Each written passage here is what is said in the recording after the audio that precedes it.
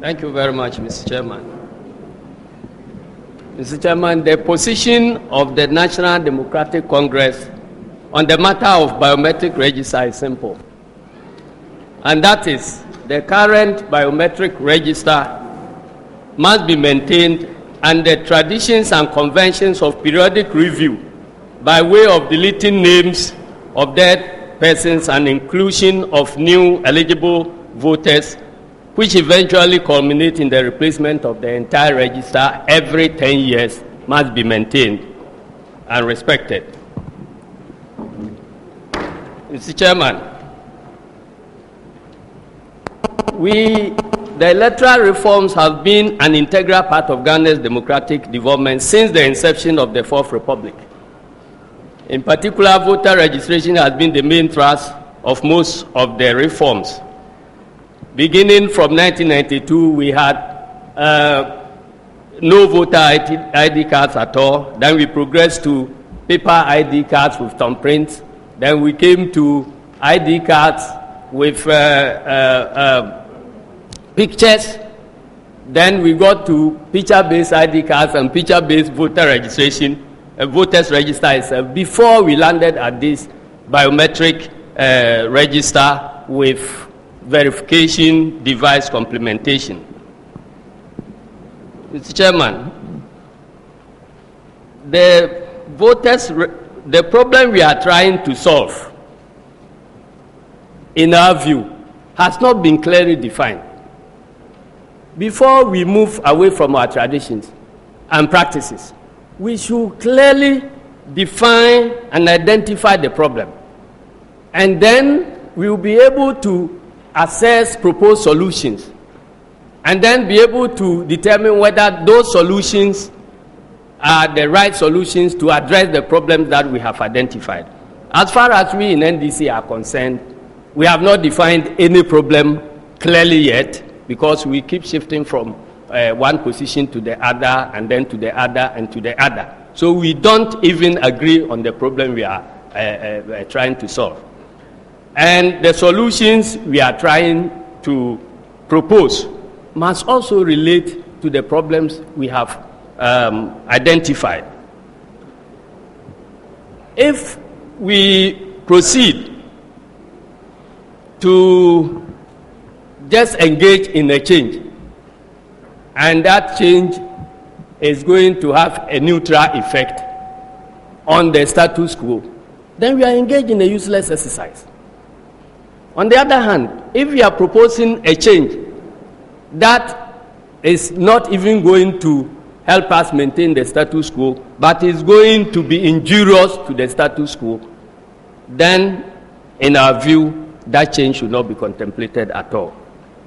Mr. Chairman, there are established authorities about the principles of voter registration. And if you take a look at a comprehensive study of voter registration in Africa, edited by Astrid Evansel, various scholars have argued that the process of compiling a voters register must be guided by certain principles. You have the principle of transparency and stakeholder participation. You have the principle of informed public.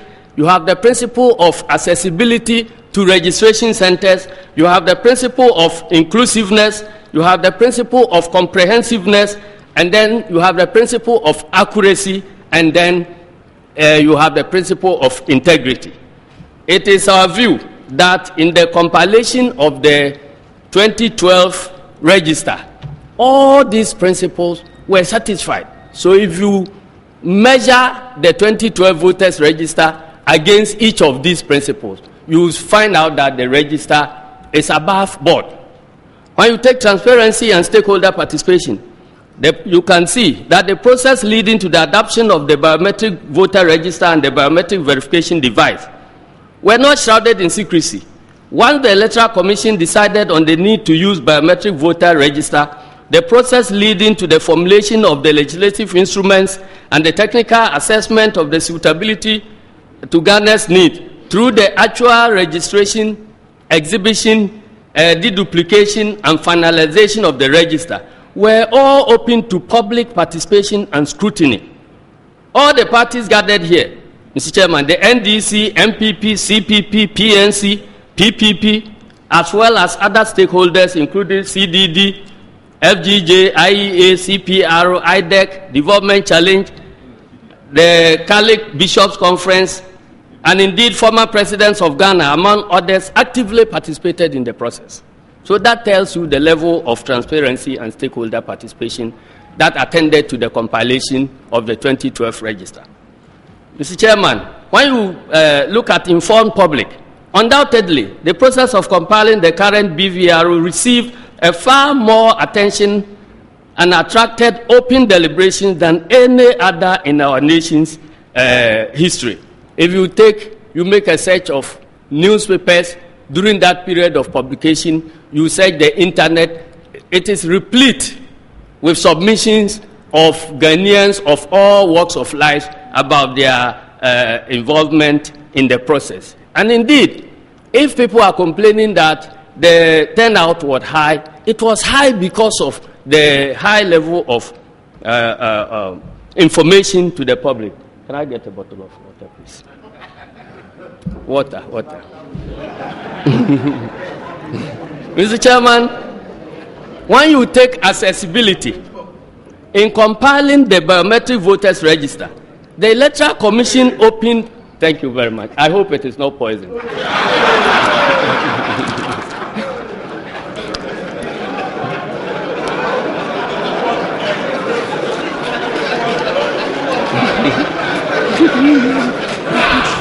No, he's my nephew, but I'm scared of him. He wants me to die so he can take over so quickly. Mr. Chairman, over 26,000 registration centers were opened throughout the country. And to date, we have never had any complaints about lack of accessibility of any citizen to registration centers countrywide. And indeed, everybody, including disabled and so on, 2012 register was the only register that was so accessible that it captured prison convicts in this country. Now, Mr. Chairman, when you talk about inclusiveness, the registration, there were no measures that excluded any eligible person or group of persons, either based on ethnic, religious, gender, from registering. Nor were there any differentiation in resources provided across the country for registration purposes. In other words, the process was, as was witnessed, was all-encompassing and inclusive enough to capture any eligible Ghanaian who chose to register. Then, in the area of comprehensiveness, it is stated that voter registration should aim at registering 100% of qualified persons, including those societal groups that may be less inclined to register to vote. Available data from the Ghana Statistical Service and the Electoral Commission indicates that the 2012 registration achieved over 90% coverage. Interestingly, the debate we are currently engaged in now is not about under-registration, but over-registration. In the area of accuracy, measures were put in place to ensure that the identity of any person who attempted to register to vote validly belonged to that person. For instance, a challenge process was put in place to allow citizens to raise questions or challenge the eligibility of anybody who attempted to register if there were reasons to doubt the eligibility of that registrant. In addition, once a comprehensive list was compiled, an initial provisional register was exhibited to give Ghanaians an opportunity to object to the inclusion of names of any minors, foreigners, deceased persons found on the provisional register. It is also on record that a deduplication process involving stakeholders was also carried out to purge the register of multiple registrations. And I beg to state that at IPAC, the group we put together to support the Electoral Commission in the deduplication exercise included my honorable friend Peter McMenu, who just did this presentation. And then on our side, we had Gedel. They all collaborated with the Electoral Commission to go through the deduplication. So if you have been assigned a duty to do, and you couldn't complete it in office, and you find some more names in the house, Why won't you send the names there so that they are deleted? You see? And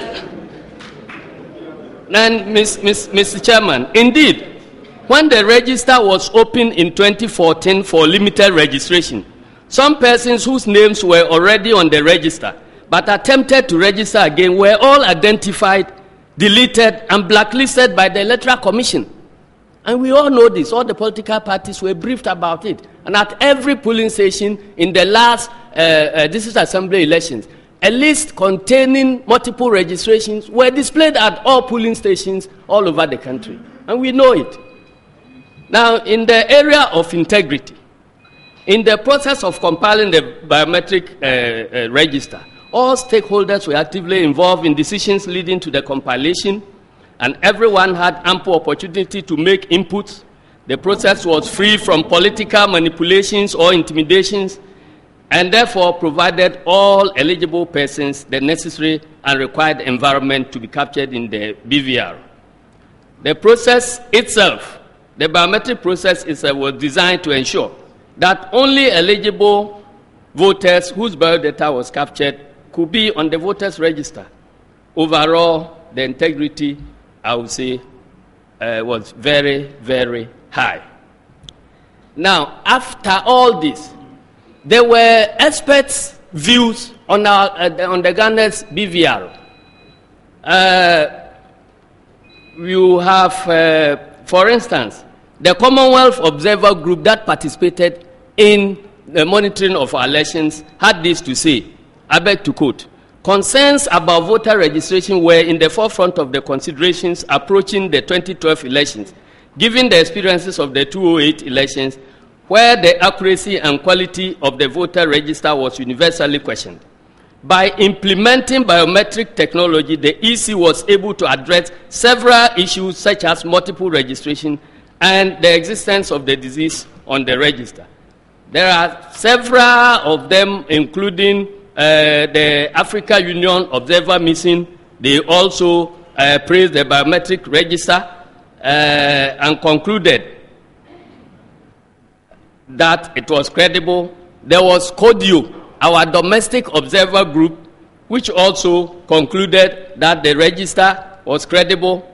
And indeed, when the results of the elections was questioned in the Supreme Court decision, two eminent judges on the panel had this to say, and I beg to quote Justice Atuguba first, quote, "Although the petitioners complain about the transparency of the voters' register and its non or belated availability before the elections, this line of their case does not seem to have been strongly pressed. In any event, the evidence clearly shows that the petitioners raised no such complaint prior to the elections, nor has any prejudice been shown therefrom. Indeed, even in this petition, the petitioners claim that the first petitioner was the candidate rather elected obviously upon the same register." Justice Adinyira also added, and I beg to quote, "The EC had conducted its affairs professionally, transparently, to produce a clean, credible, and reliable voters register. Information regarding voter registration is available on the EC website. At the trial, it was established that the final register was given to all political parties in the form of CD-ROM and hard copies as well. From the foregoing, I hold that the petitioners complained that the compilation of the voters register had an adverse impact on the 2012 December election cannot be sustained." Quotes close. Now, let's come to the claims that are being made now by our colleagues in MPP. Their initial complaints were about voter population as a percentage of national population, the validity of registration with NHIS cards, minors on the voters register, aliens on the voters register. At some point, they added lots of confidence in our electoral system. And then the latest addition was that the NDC had exclusive access to the Electoral Commission's database.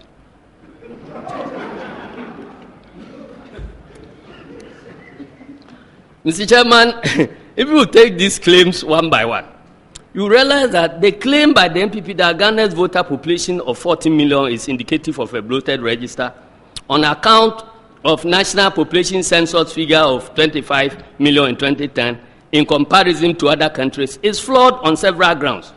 The NPP's use of the 2010 census data to cast doubt, thank you very much, to cast doubt on the register as compiled in 2012 is problematic because it can only be sustained when we assume that our population has been static since the last census or there was no upward movement in ages of those captured and so on and so forth.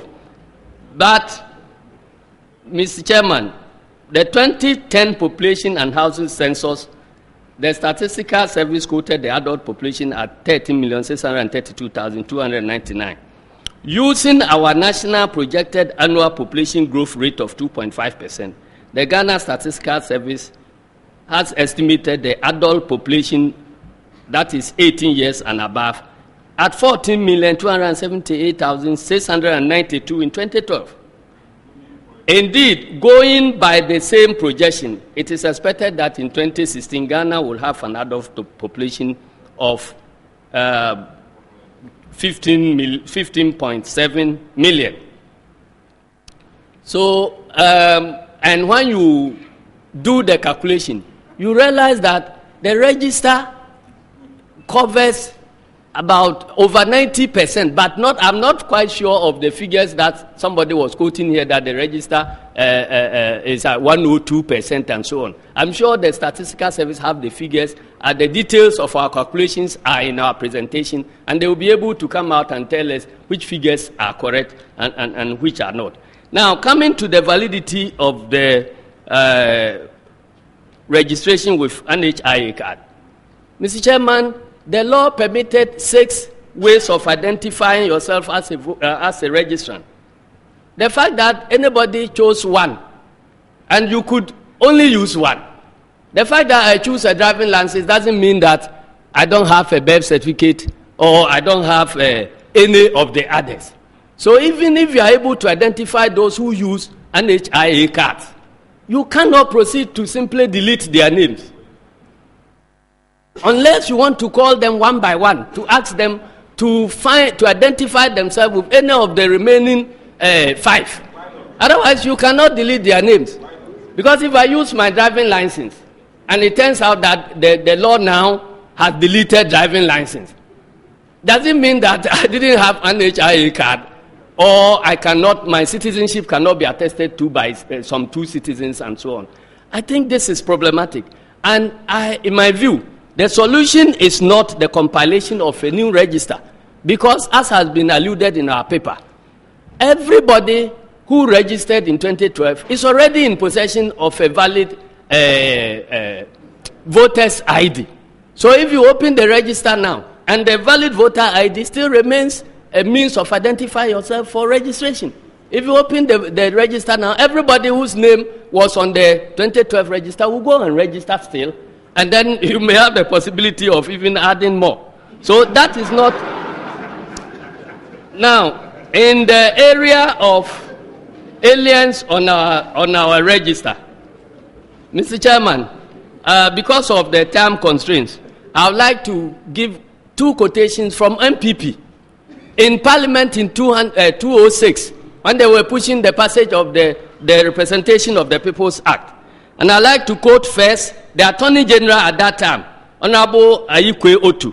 He said this on Thursday, 2nd February 2006. Mr. Speaker, the right to vote in an election is an entrenched provision of the Constitution. Article 42 of the Ghana Constitution empowers every citizen of Ghana of 18 years of age and above and of sound mind to register as a voter and vote in public elections and referenda. This right, Mr. Speaker, is not restricted to citizens resident in the country because the reference is to a citizen without qualification. And then the chairman of the Committee on Constitutional and Parliamentary Affairs, who later became a Deputy Attorney General, Honorable Kwame Osei Prempeh, an MP for Nsuta Kwamai, he said this on that same occasion, quote, "The committee observed, however, that even within Ghana, There are foreigners, some of whom during periods of voter registration attempt to register, but the Electoral Commission has an inbuilt mechanism to disallow such people from registering to vote. The same or a similar process could be evoked to prevent aliens who hold Ghanaian passports from registering to vote.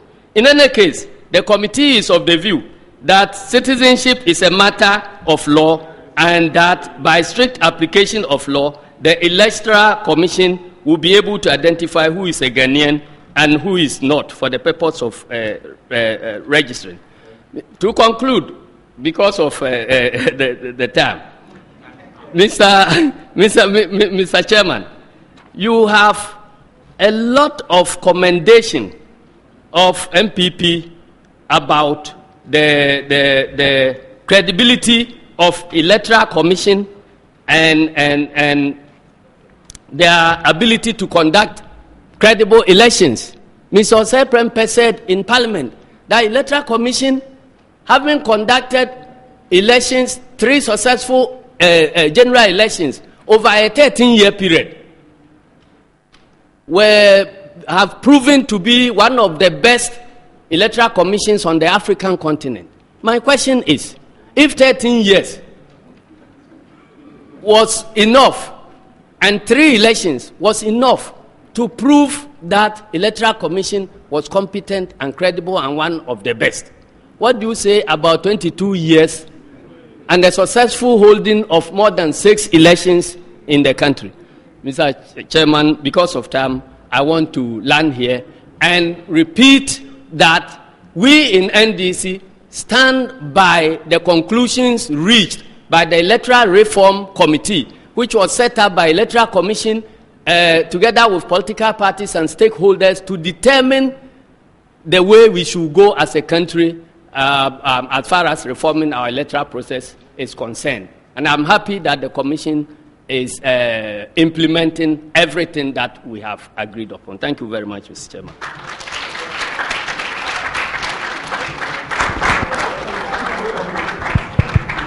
I need some clarification. Yeah. From the way you've extolled the duties and the level of integrity of our system, a human system though it is, am I to believe that you are categorically saying that there is nothing wrong with our system and therefore there is no need for any cleaning exercise, much less talk of the question of a new register to be put in place? And I'm asking this against the fact that the results of our last elections ended up in court. Yeah. Should we therefore believe that if our system is that perfect and there's no need to do anything, is this to suggest that at the end of the day, their findings did not find anything untoward with the system that we are running? I just want clarification. Thank you very much. The last question first. Mr. Chairman, Ghana is the only place where, when Electoral Commission conducts elections and declares results, somebody challenges the results in court, and the court upholds the position of the Electoral Commission. We proceed to conclude that the one who lost elections has not suffered loss of public confidence, but the one whose work was confirmed by the Supreme Court is rather the one who must suffer loss of public confidence. I just don't understand, because I thought that the Supreme Court, in upholding the results as declared by Electoral Commission, should lead to increased public confidence in the Commission's work. Because there are other people, neutral people, who have come to testify that the Commission has done a good job. So why do we then conclude that because of that Supreme Court thing, there is loss of confidence in our electoral system, for which reason we must proceed to introduce changes, whether they are based on facts or not? The second, the first question, I am saying that, yes, problems exist, but there are systems to deal with those problems. There are established systems to deal with those problems. And for some of the problems, the solution that is being proposed is not a solution that can deal with the problem. For instance, take the issue about inclusion of minors on the register, the allegation of inclusion of minors on the register. We have said elsewhere in our paper that if minors were registered in 2012, so would they remain minors up to 2016, for instance? Because age is not static. So if your solution is to target those minors for deletion, or because of the deletion of those minors, you want to undertake a new registration, what you will have is that as many of the minors who have grown up into adults will now come openly to register. Have you caught them and deleted them? But the same flaws that led to the minors to register in 2012 in the first place, can you demonstrate to us that those loopholes have been plugged such that the current minors will not enter the register and bloat it further? So that is it. So, as I demonstrated, our system is built such that every problem that you have a system has a process of addressing that system. For instance, these allegations of aliens and so on and so forth, I thought that it didn't even need a press conference.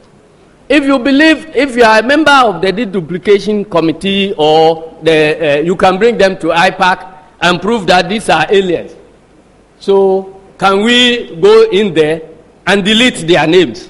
And if your proof is sufficient, why not? They will be deleted. So there are processes of deleting people's names. Now, if you want to make a new register with the purpose of deleting the names of the dead, then the whole register must be compiled and done within 1 second. Because from the morning when we entered here up to now, new names of dead people have been introduced on our register. Because Ghanaians continue to die. You see? And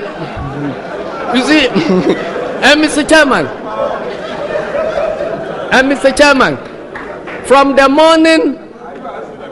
the morning we entered here up to now, everybody here has had his age changed. Is that not the case? Yes, you have added some hours to your age. So if you are going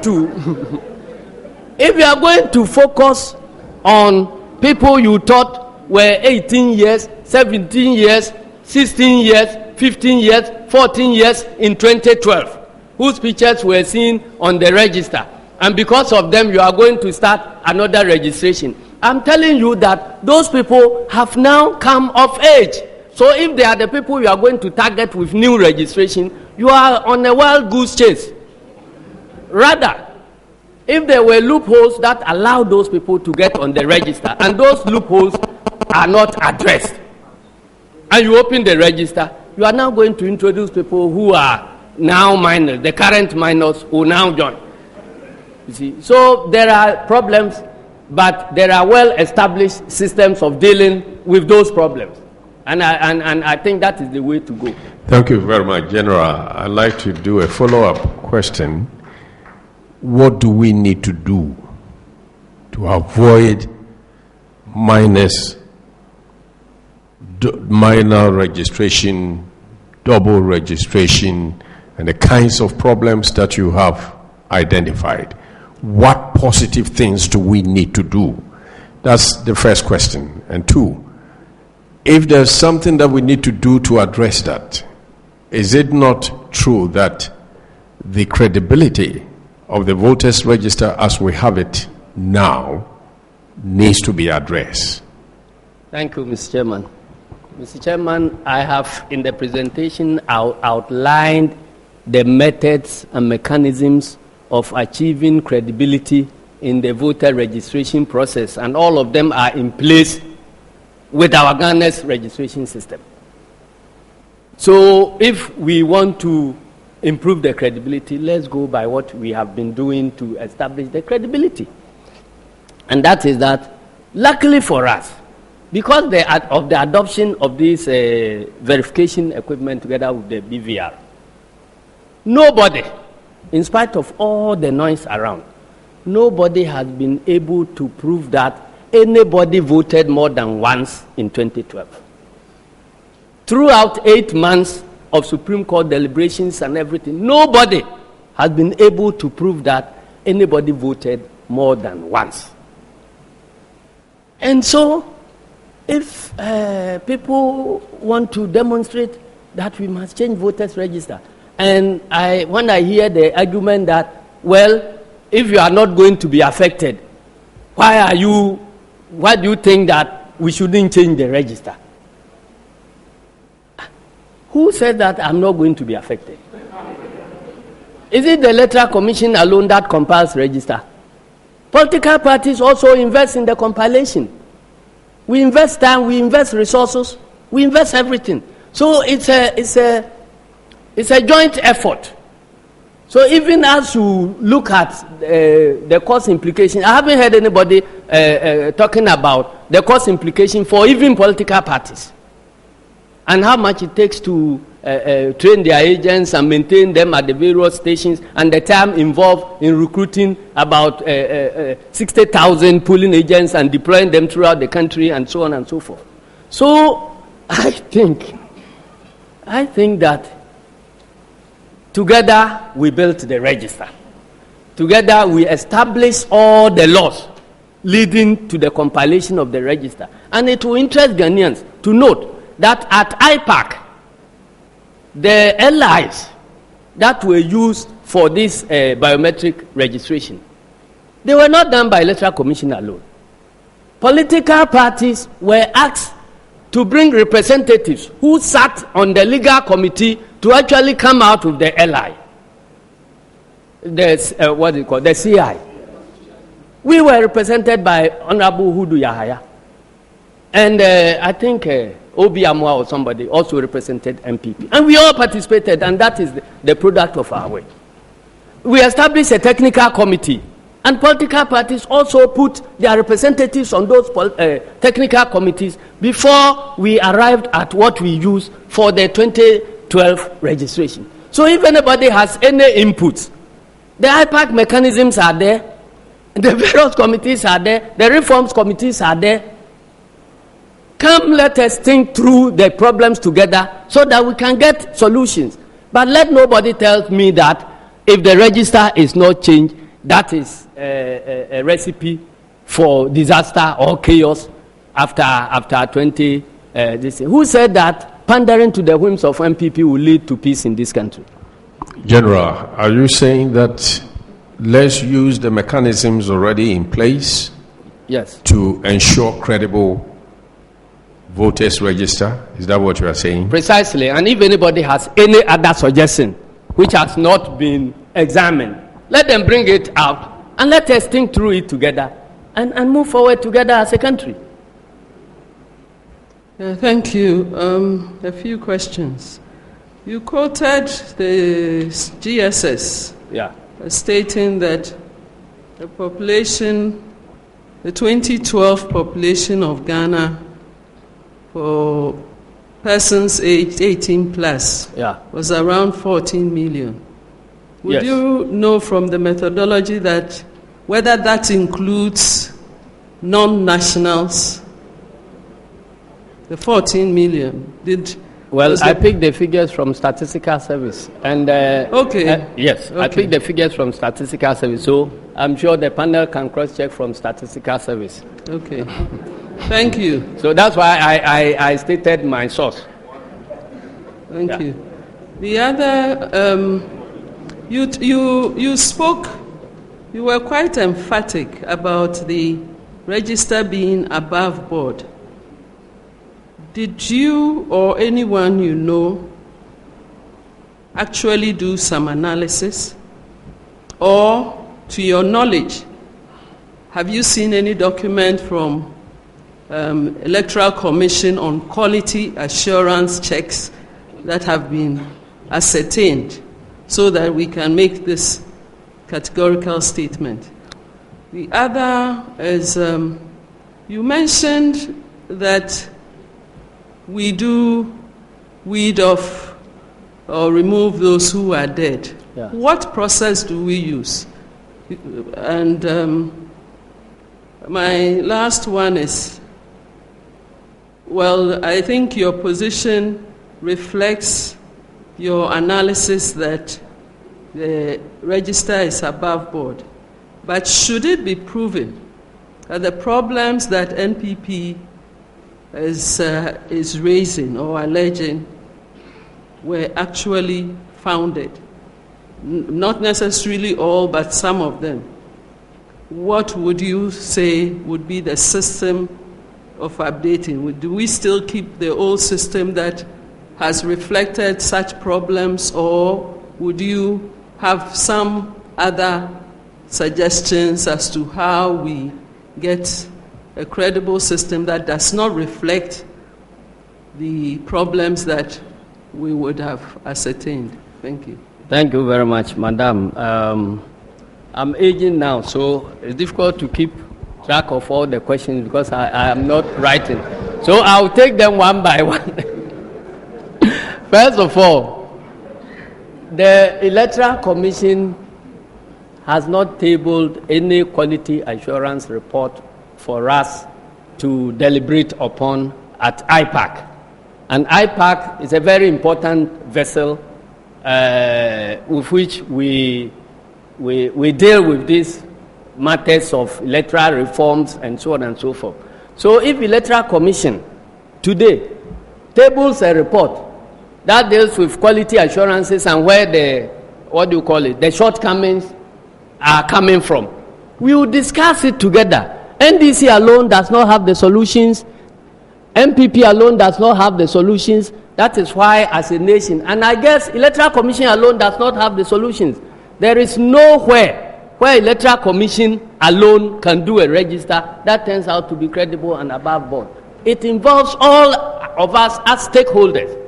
So our view is that if Electoral Commission has any quality assurance report that indicts them or points out where the shortcomings are, let them bring this report at IPAC. We will discuss it together, or better still, they can refer it to the Electoral Reforms Committee, which has been established and which is being patronized by all the key players. Then we will look at that report and then find solutions to address our national problems. The second question.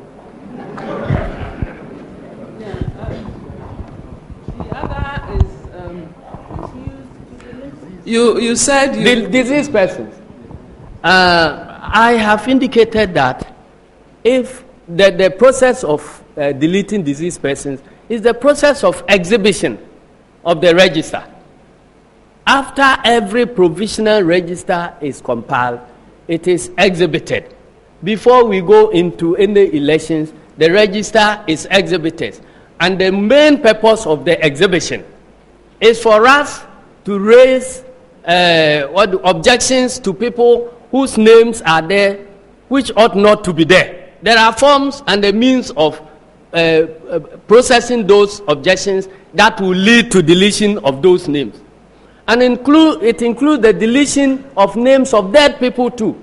So opportunity is given for people to present evidence. Because let's face it, the environment we are operating in, if we say people should go and pinpoint the names of dead people for deletion without any evidence, I will go and pinpoint Kwabena Japon's name and say he's dead.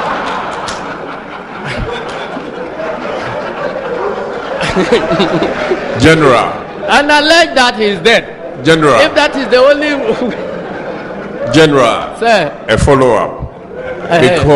Because we're trying to find... Yes. We're talking about reforms. Yes. We have registered the register of deaths and yes. births and yes. death. would you, in your recommendation, think that as part of electoral reforms, that institution, that dimension should be brought into the picture? Because, I mean, if you are to go and identify a dead person, you're going to identify a living person. I will identify my opponent. So and that is what probably might have created the issues we are raising. So would you say that there is the need for us to do something about the register of births and deaths and even National Identification Authority and so on? Thank you very much, Mr. Chairman. We are all at where we are now because of the absence of accurate data in the system. We don't have a social registry. That is why we are where we are. So I can tell you that yes, we can bring the death and birth registry into play. But what percentage of the dead in Ghana are registered anyway? So if that is going to be the basis for deletion, you will get some names to delete.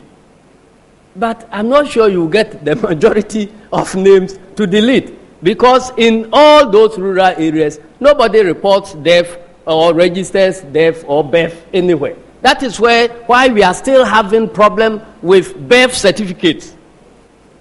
Otherwise, if our birth certification system is accurate and reliable, then we will not require 2 people to come and identify somebody, or 3 people and so on, to go and identify their grandchildren, because they would have been registered.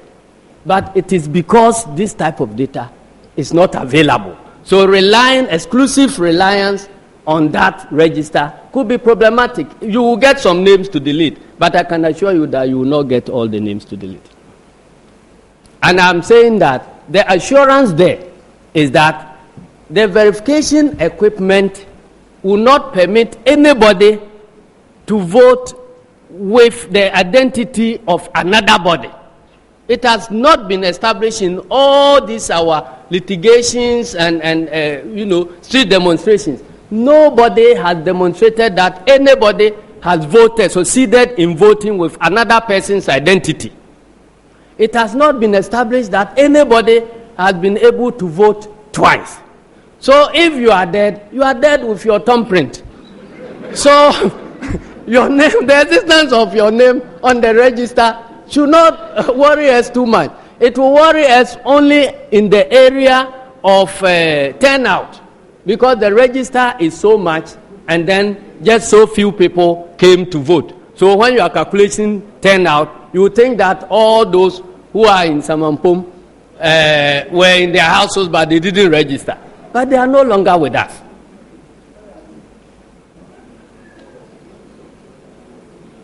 Yes, I have a brief question. I think you've made a strong point that we should... Answer any question. Come on, sir. You haven't finished answering the Okay, then maybe I would have forgotten the third one. So let me restate it. The issue was, given that we don't know of any quality assurance checks having been done, but there are allegations that there are problems. If these were found to be true, would you still say that the old system of updating is adequate and therefore do nothing? Or if you wouldn't, what would you say we should do to tackle that problem? Madam, I've taken the allegations one by one and have said that in each case, the solution is not the compilation of a new register. Because in each one of the allegations, there are established systems.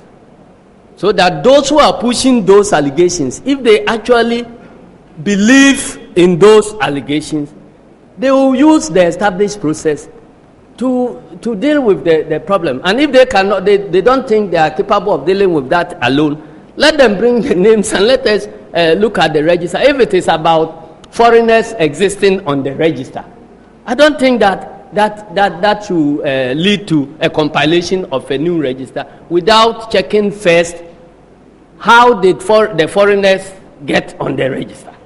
So if you are to delete them, and if you found them there, what do? There's an established system of dealing with it. So if you have a foreigner, bring the name and the particulars, and let us use the system that has been established. And luckily, MPP itself has said that the Electoral Commission has well-established and robust systems of dealing with aliens and preventing them from registering. So what has changed? So, Madam, I'm saying that it is the responsibility of those who allege to prove. If they are able to prove that the allegations are credible, then you look at the processes and then use the processes to deal with those allegations. So that is the matter I want to, that is our response to that question. I'm not saying that there can be no register which is 100% correct. But your register, if you are establishing the credibility of your register, you look at the circumstances. And then you take a decision that in these circumstances, is this register credible for the purpose we are going to apply it to? I have heard suggestions that we should compile a civil register, and then once we get the civil register, we are there. There will be no problems of, voter registration. But they have forgotten that compiling the civil register for the first time, you will still have to go through these same problems that we are grappling with. Because if you begin today that you want to compile a register of all Ghanaians, don't you have to identify who a Ghanaian is? And in the absence of any reference point, what are you going to use in identifying Ghanaians for the purpose of building that civil register from which you will be extracting a voters register later? The same problems are there. So we must begin from somewhere. And I'm happy that we have begun with this biometric system. If we are able to maintain and clean it, and in fact we have all agreed in establishing the laws that this should form the basis of continuous registration. As we continue, we will come to the point where we are at par with the Francophone countries who have a civil register. They had their civil register at independent. When they were beginning for the first time, they went through these same problems because there will always be a problem of how to identify Ghanaians for the purpose of registering, whether it is for civil registry or for voting purposes. So once we are in and we have used the 2012 voters register to make a starting point, let us build with it and build upon it and deal with the problems as we move along. Yeah, Mr. Chairman, I'd like to ask one or two questions. Yeah. The first one that is of interest is you mentioned in your proposal that the EC should be giving authority to remove names of unqualified persons on the provisional register through a specially designated court on election issues. So I'm interested in understanding what your thoughts there are. But the second one, just so that you can deal with them simultaneously, you did also propose that the EC and NIA should synchronize the data to solve the identification challenge. And so maybe if you can, explain what your thoughts on these two are, it might help us. Thank you very much.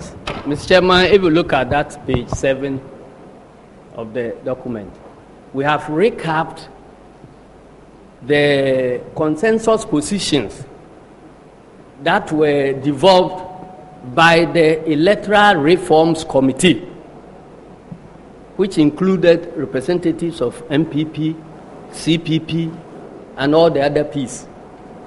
So, and then Electoral Commission. So we just reproduced the decisions we took. And that is why we said that we stand by those decisions because we participated in it. And so together we can move the process forward by this same consensus. Since I think somebody, I don't remember the one who suggested the special court, but the problem we're trying to deal with was that when people commit crimes outside elections, they are dealt with swiftly. But during elections, When somebody slaps anybody, then after the elections, let sleeping dogs lie. That is why election periods are characterized with conflict.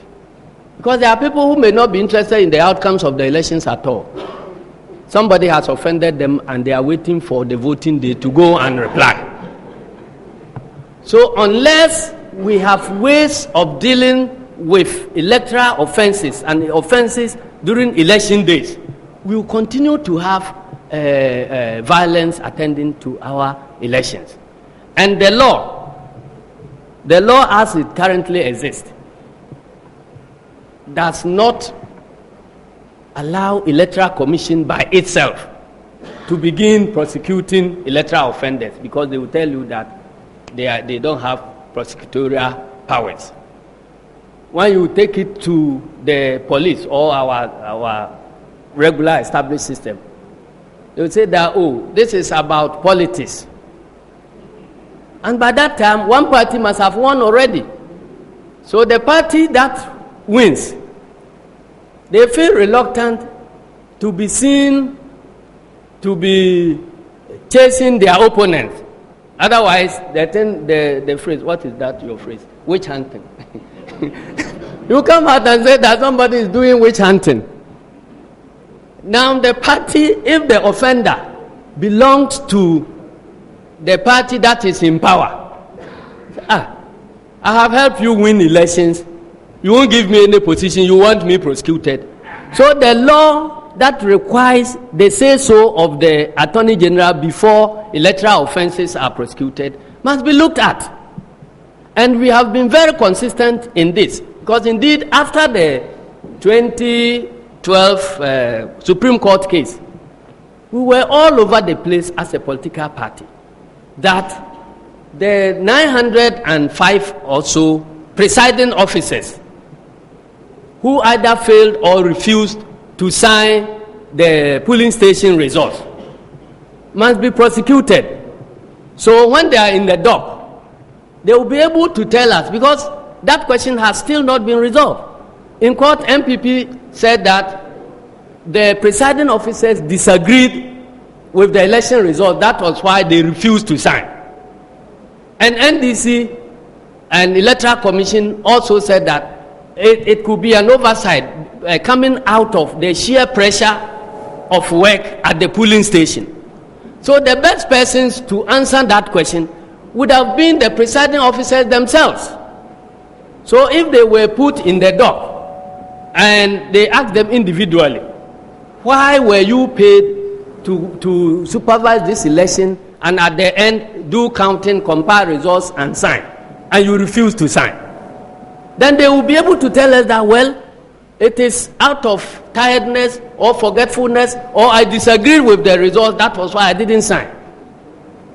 But because there was no prosecution, the question is still hanging. And if you are engaged in any reform process, how do you deal with such a situation? It's still a problem. So when we are talking about prosecution and then amending the law, after the registration, the commission met us, all the political parties, and showed us these pictures. I'm sure from there my brother decided to take them home, only to use them in a subsequent presentation. They showed us these pictures and said that, look at these faces. They look like minors. I think one of the centers was Abu Abu, or I quite remember Abu Abu and other places. They look like minors. So what do? And we said, delete them. And they said, well, if the person is in possession of a valid registration card and so on, and you don't have any other evidence, and parties were present at the registration point, we don't see our legal powers of proceeding in that way. Besides that one, if we are given the powers, so because of that, in the reform recommendations, we added it that we should give Electoral Commission power to delete the names by themselves. But they are saying that it is one area we are still struggling between the parties and Electoral Commission. They are saying that they want to stay neutral. and they don't want to be, accused of partiality. If they are given powers to delete those names without reference to stakeholders, and they begin deleting names, somebody pops up and says that, oh, I look at the notes of the current chairman of the commission and she looks like a CPP person. That is why she has deleted NDC names. What will be their response? So it is an area we are still discussing with the commission.